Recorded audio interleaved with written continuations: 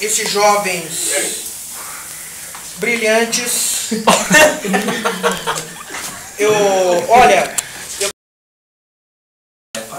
O nosso mestre aqui que está assando a carne, né?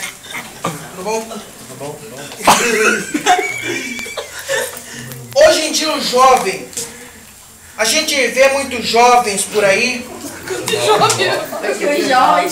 que estão caindo no mundo malicioso.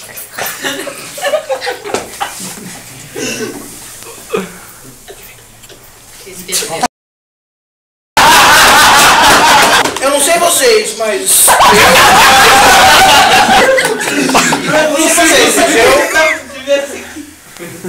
olhem a esperança, olhem para o futuro de cada um de vocês. Eu não sei vocês, foi ótimo.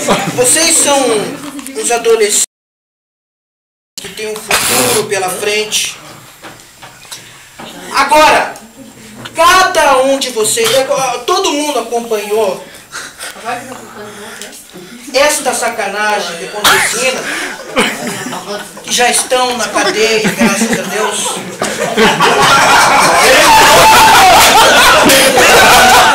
Eu vou me afogar no meu corpo.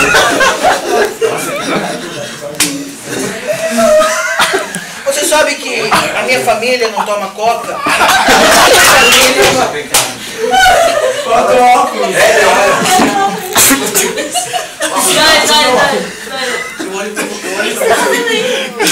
Eu olho pro seu rosto. Dá os óculos.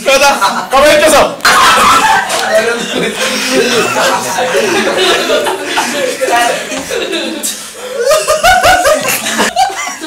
Calma, vai nascer o filho já. Eu olho pra você. Quantos anos você tem? Participou da brincadeira. Se você perguntar a minha idade, Eu olho para o seu futuro. Mas é Você vai ser um grande homem quando crescer. não é muito petit, já virou Todos vocês aqui. Vem minha mão, Petit. Vem minha mão. Olha, Não, um M aqui? teu nome é Vinícius, né? É, tem um V aqui, ó. Tem um V. Tem. Um V da vitória. Aqui tem, aqui, Tem um ó. V. Tem um V. Tem um V. Mas esse M aqui quer dizer o quê? Que eu vou ser milionário? É. Ou muito pobre? É. Pega o Petit e diria pro Bola, você tem um futuro brilhante. Você vai embranquecer, vai emagrecer, vai enricar e vai casar com a Bruna. O Padre Não, Agostinho, você, você imitar também.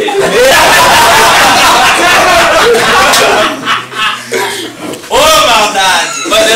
Padre Agostinho Um bêbado. dia eu estava no meu quarto. Mas que vida? Quando